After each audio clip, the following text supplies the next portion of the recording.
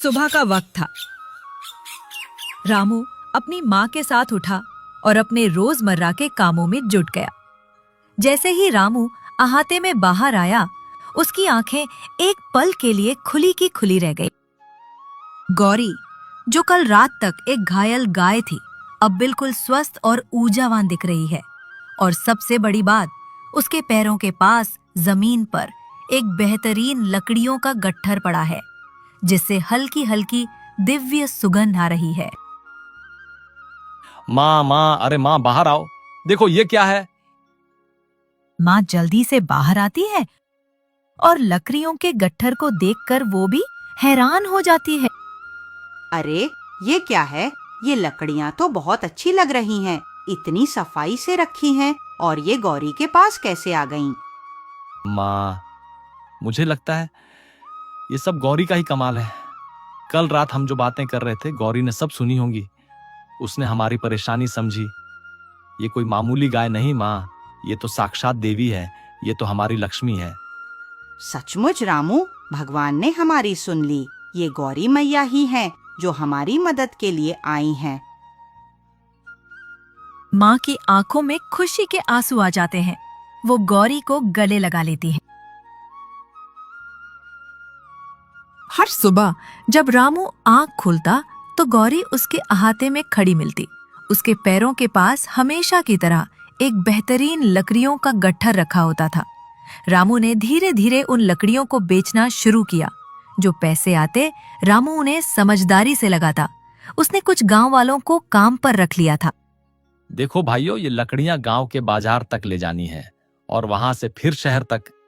अच्छी क्वालिटी है तो दाम भी अच्छे मिलेंगे और तुम्हारी भी दिन दिहाड़ी बन जाएगी। ये काम रोज का है। धीरे धीरे रामू का काम बढ़ता गया। घर में अब खुशहाली थी। माँ के चेहरे पर हमेशा मुस्कान रहती। रामू, देख तो इस गौरी गाय का क्या कमाल है। जब से ये आई है, हमारी किस्मत ही बदल गई है, और तू तो अब पूरे गांव का मसीहा बन गया है। हाँ माँ, ये सिर्फ एक गाय नहीं, ये तो हमारी लक्ष्मी है। और माँ, ये सब उसकी ही देन है कि हम अब दूसरों के काम आ पाते हैं, उनकी मदद कर पाते हैं। लेकिन रामू सिर्फ अपने लिए नहीं जीता था। उसकी दयालुता और भी बढ़ गई थी। एक दिन रामू ने देखा कि छोटे छोटे बच्चे स्कूल नहीं जा पा रहे थे। आप लोग चिंता मत कीजिए, मैं आपके बच्चों की फीस भरूंगा। पढ़ाई तो सबका हक है और कोई बच्चा शिक्षा से वंचित नहीं रहना चाहिए। पूरे गांव में रामू का नाम और उसकी नेकदिली की चर्चा होने लगी। लोग उसकी इज्जत करते थे और उसे अपना हीरो मानते थे। रामू की बढ़ती शोहरत और खुशहाली ने मुखिया के दिल में जलन भर दी।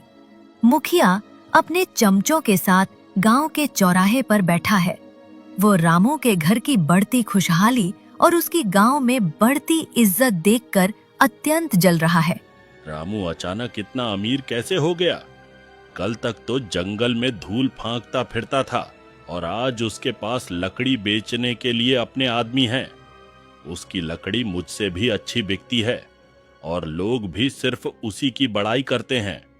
जरूर इसके पीछे कोई गहरा राज है। मालिक, सुना है उसके पास एक चमत्कारी गाय है।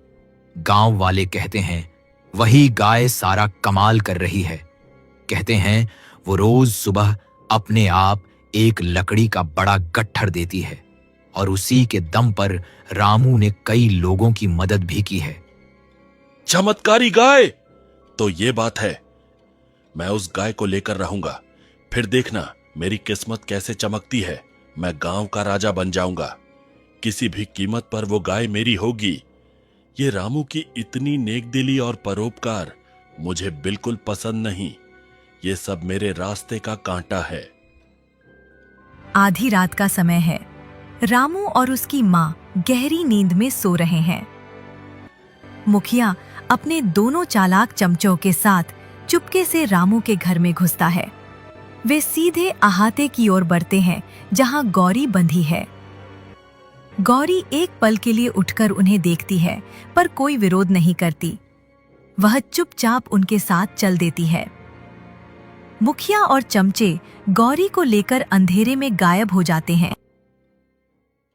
सूरज की पहली किरणें रामू की झोपड़ी में पड़ती हैं। रामू अपनी नींद से जागता है और उसकी आंखें सीधे उस जगह पर जाती है जहां गौरी रोज सुबह खड़ी होती थी। पर आज गौरी वहां नहीं है। रामू एक पल के लिए घबरा जाता है। माँ, गौरी कहाँ है? गौरी, गौरी, वो यहाँ नहीं है। मैंने उसे यहीं बांधा था। अरे कहाँ चली गई मेरी गौरी? मेरा तो दिल बैठा जा रहा है। माँ भी रामू की आवाज सुनकर उठकर बाहर आती हैं। वो भी खाली जगह देखकर सन्न रह जाती हैं। कौन ले गया मेरी गौरी को? किसने हमारी खुशियां छीन ली? हमारी किस्मत ही उजड़ गई रामू। अब क्या होगा? हम कैसे रहेंगे? दोनों की आंखों में एक साथ चिंता और दुख उतर आता है। रामू तुरंत गांव में निकलता है। वो हर घर का दरवाजा खटखटाता है, हर गली में गौरी को ढूंढता है, पर कोई फायदा नहीं। गौरी कहीं नहीं मिलती। रामू बहुत दुखी और निराश हो जाता है। उसकी आंखों में आंसू हैं और दिल में एक गहरा दर्द।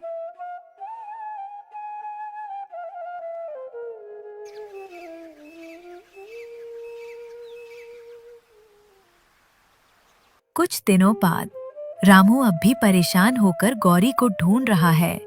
तभी उसे वही बुजुर्ग काका मिलते हैं जो जंगल से लकड़ियां लेकर गांव की ओर आ रहे हैं। काका रामू के चेहरे पर छाई उदासी को पहचान लेते हैं। रामू बेटा, क्या हुआ? कई दिनों से देख रहा हूँ तू परेशान है। तुम्हारी वो प्यारी गाय गौरी कहीं दिख नहीं रही। सब लोग उसकी बात करते हैं कि वो कहाँ गई। हाँ काका, गौरी गायब हो गई है। मुझे नहीं पता कौन ले गया और वो कहाँ होगी। मेरी तो पूरी दुनिया ही उजड़ गई है काका। उसके बिना मेरा कुछ भी करने का मन नहीं करता। रामू बेटा, एक बात बताऊं, पर मुझे लगा था कि मेरा वहम होगा, इसलिए अब तक नहीं बताया था। क्या काका? बताइए ना, कुछ भी जो आपको पता हो। परसों मैं लकड़ियां बेचने मुखिया के घर के पास से गुजर रहा था। उनका बाड़ा खुला हुआ था। मैंने अंदर झांका तो मुझे तुम्हारी गौरी दिखी। वो वहीं बंधी हुई थी। मुझे लगा शायद वो कोई और गाय होगी, पर उसकी आंखें वो तुम्हारी गौरी ही थी बेटा। मेरा मन कह रहा था। मुखिया, ये उसकी ही करतूत है। मैं जानता था कि वो ऐसा कुछ करेगा। मैं अभी अपनी गौरी को लेकर आता हूं। मैं उसे नहीं छोड़ूंगा। रामू तुरंत मुखिया के घर की ओर तेजी से दौड़ता है। बुजुर्ग काका भी उसके पीछे पीछे जाते हैं, चिंता और उत्सुकता से। अरे ये क्या बकवास है? यह तो बस एक मामूली गाय है, कोई चमत्कारी गाय वाय नहीं। उस रामू ने मुझे गधा बना दिया। मैंने इस पर इतना पैसा बर्बाद किया और इसने मुझे कुछ भी नहीं दिया। वो एक मोटी लाठी उठाता है और गौरी को जोर से मारने के लिए आगे बढ़ता। रामू हाफता हुआ वहां पहुंचता है। वो मुखिया को गौरी को मारते हुए देखता है। गांव के कुछ और लोग भी रामू के पीछे पीछे आ जाते हैं। रुको मुखिया, मेरी गौरी को हाथ भी मत लगाना। अरे रामू, आ गया तू अपनी निकम्मी गाय लेने? ले जा इसे, ये किसी काम की नहीं। बेकार में मेरे घर में जगह घेर रही है और मेरा चारा भी खा रही है। मैंने तुझे पहले ही कहा था ना, मेरी बात मान ले।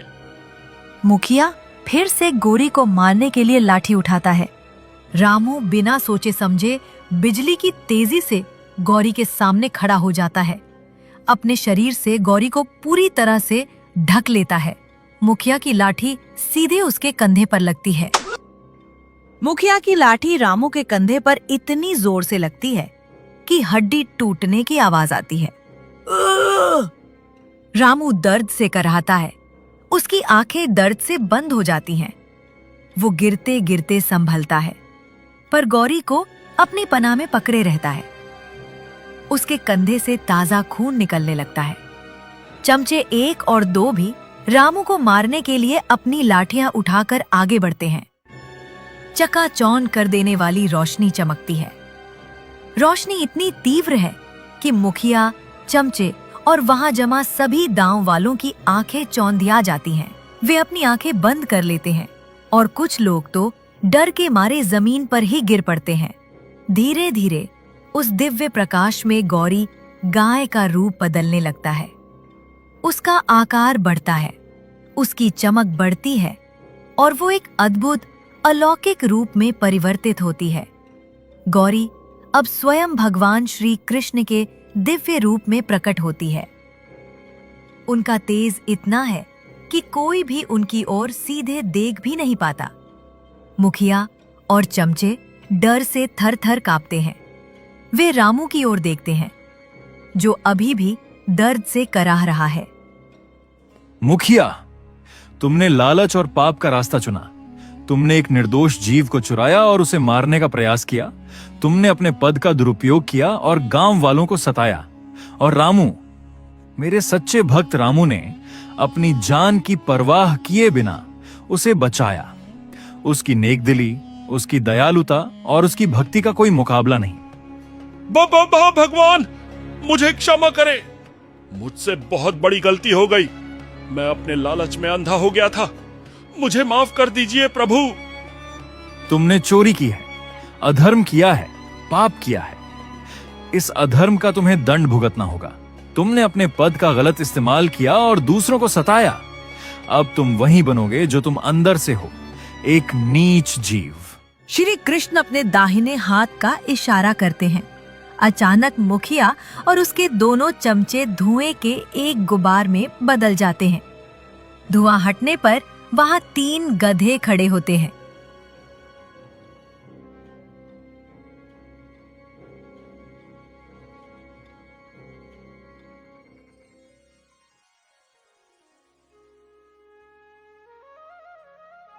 रामू, तुम ईमानदार, दयावान और सच्चे दिल के इंसान हो।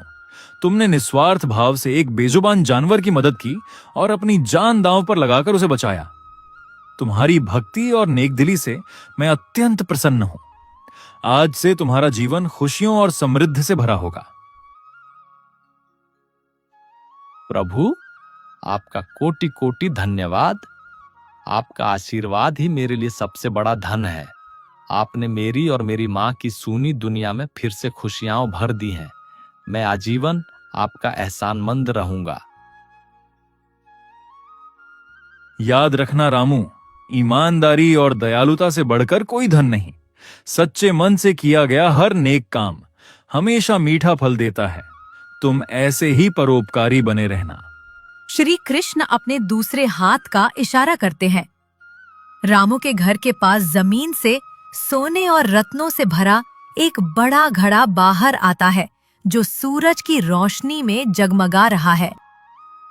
धीरे धीरे श्री कृष्ण का दिव्य रूप धुंधला होने लगता है और वे आकाश में विलीन हो जाते हैं। पीछे रह जाते हैं रामू और उसकी माँ, जिनके पास अब अपार धन है, और मुखिया तथा उसके चमचे, जो अब गधे बन चुके हैं, अपनी गलतियों का परिणाम भुगतते